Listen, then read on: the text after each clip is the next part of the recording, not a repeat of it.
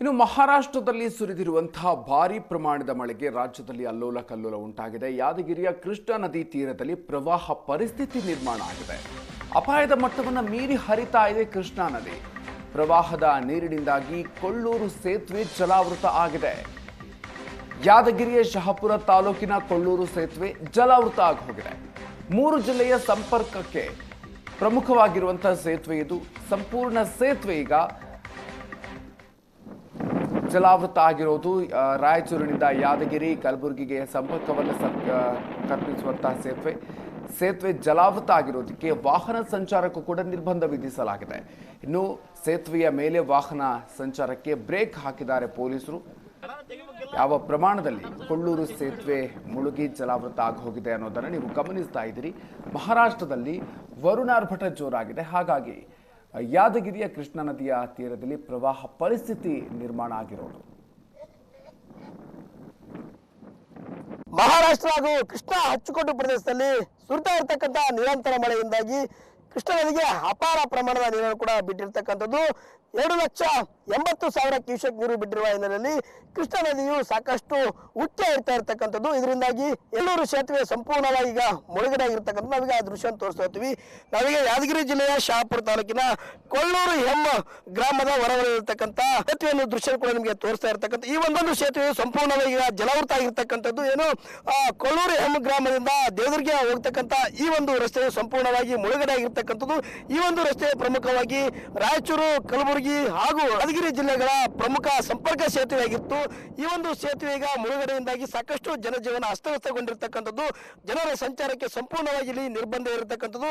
ನಿನ್ನೆ ಸಂಜೆಯಿಂದಲೂ ಸಹ ಇಲ್ಲಿ ಕೊಳ್ಳೂರು ಎಂ ಸೇತುವೆ ಎಡ ಹಾಗೂ ಬಲಭಾಗದಲ್ಲಿ ಪೊಲೀಸರು ಬ್ಯಾರಿಕೇಡ್ ಹಾಕುವುದರ ಮೂಲಕವಾಗಿ ಸಂಪೂರ್ಣವಾಗಿ ಒಂದು ಸಂಚಾರವನ್ನು ನಿರ್ಬಂಧ ಇರತಕ್ಕಂಥದ್ದು. ಇದರಿಂದಾಗಿ ಈಗ ಸಂಪೂರ್ಣವಾಗಿ ಜನ ಯಾವುದೇ ರೀತಿಯಿಂದ ವಾಹನ ಸಂಚಾರಕ್ಕೂ ಕೂಡ ಇಲ್ಲಿ ಅನುವು ಮಾಡಿಕೊಟ್ಟಿಲ್ಲ.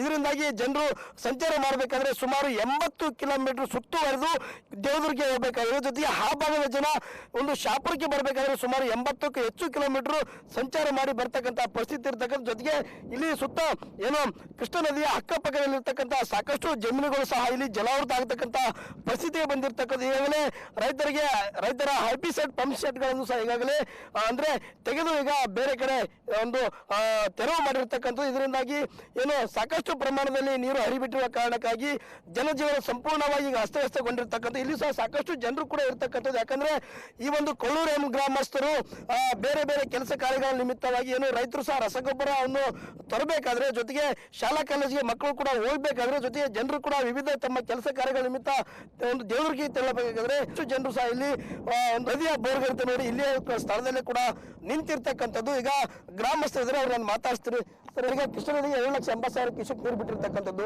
ಕೊಳ್ಳೂರು ಎಂ ಸೇತುವೆ ಸಂಪೂರ್ಣವಾಗಿ ಮುಳುಗಡೆ ಆಗಿದೆ. ಇದರಿಂದಾಗಿ ನಿಮಗೆ ಸಂಚಾರ ಮಾಡಕ್ಕೆ ಯಾವ ರೀತಿ ಅನಾನುಕೂಲ ಆಗಿದೆ ಅಂತ? ಪ್ರತಿ ವರ್ಷ ಈ ಕೊಳ್ಳೂರು ಸೇತುವೆದು ಸ್ವಲ್ಪ ಮಳೆ ಬಂದ್ರೆ ಸಾಕು, ಮೇಲ್ಗಡೆ ಮಳೆ ಐತಂದ್ರೆ ಸಾಕು, ಮತ್ತೆ ಇಲ್ಲಿ ಮಳೆ ಆದ್ರೂ ಕೂಡ ಇದೇನದಂದ್ರೆ ಪ್ರವಾಹ ಭೀತಿಯಿಂದ ಸಂಪರ್ಕನೇ ಬಂದ್ ಮಾಡ್ತಕ್ಕಂಥ ಕೆಲಸಕ್ಕೆ ಜಿಲ್ಲಾಡಳಿತ ಪ್ರತಿ ವರ್ಷ ಮಾಡ್ಕೊಂಡ್ ಬಂದದ. ಮತ್ತೆ ಇಲ್ಲಿ ಸ್ಥಳಕ್ಕೆ ಬಂದು ಸಾಕಷ್ಟು ಯಾವ್ದ ಹಿಂದೆ ಇರ್ತಕ್ಕಂಥ ಸಚಿವರಾಗಿರ್ಬೋದು, ಶಾಸಕರಾಗಿರ್ಬೋದು, ಸಂಸದರಾಗಿರ್ಬೋದು ಎಲ್ಲರೂ ಭೇಟಿ ನೀಡಿ ಇದ್ರನ್ನೇನದ ಇದಕ್ಕೆ ಪ್ರಮುಖವಾಗಿ ಮಾನ್ಯ ಮುಖ್ಯಮಂತ್ರಿ ಆಗಲಿ, ಕೇಂದ್ರ ಸರ್ಕಾರ ಆಗಲಿ, ರಾಜ್ಯ ಸರ್ಕಾರದ ಗಮನಕ್ಕೆ ತಂದು ಕೇಸಿ ಇದನ್ನ ಮೇಲ್ದರ್ಜೆಗೇರಿಸ್ತಕ್ಕಂಥ ಕೆಲಸಕ್ಕೆ ಇಲ್ಲಿ ಒಬ್ಬರಿಗೆ ಯಾರು ಮಾಡಿಲ್ಲ.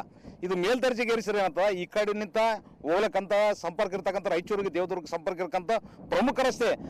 ಈ ರಸ್ತೆಯಲ್ಲಿ ಸಾಕಷ್ಟು ವಾಹನ ಸವಾರರಾಗಲಿ, ರೈತರಾಗಲಿ ಪ್ರತಿ ದಿವಸ ಸಂಚಾರ ಮಾಡ್ತಾರೆ. ಅವರಿಗೆ ಕಟ್ಟಾದ್ರೆ ಸುತ್ತ ತಿರುಗಿ ಬರಬೇಕಾದ್ರೆ ಸುಮಾರು 80-100 ಕಿಲೋಮೀಟರ್ ಬರ್ಬೇಕು. ಸುಮಾರು 2-3 ಗಂಟೆ ರೈತರು ಸಾರ್ವಜನಿಕರು ಪರದಾಡ್ತಕ್ಕಂಥ ಸ್ಥಿತಿ ನಿರ್ಮಾಣ ಆಗ್ತದ.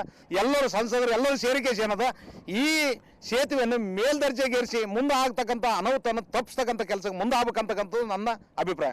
ಕ್ಯಾಮರಾಮನ್ ರಫೀಕ್ ಜೊತೆ ಪರಶುರಾಮ ಸುವರ್ಣ ನ್ಯೂಸ್, ಯಾದಗಿರಿ.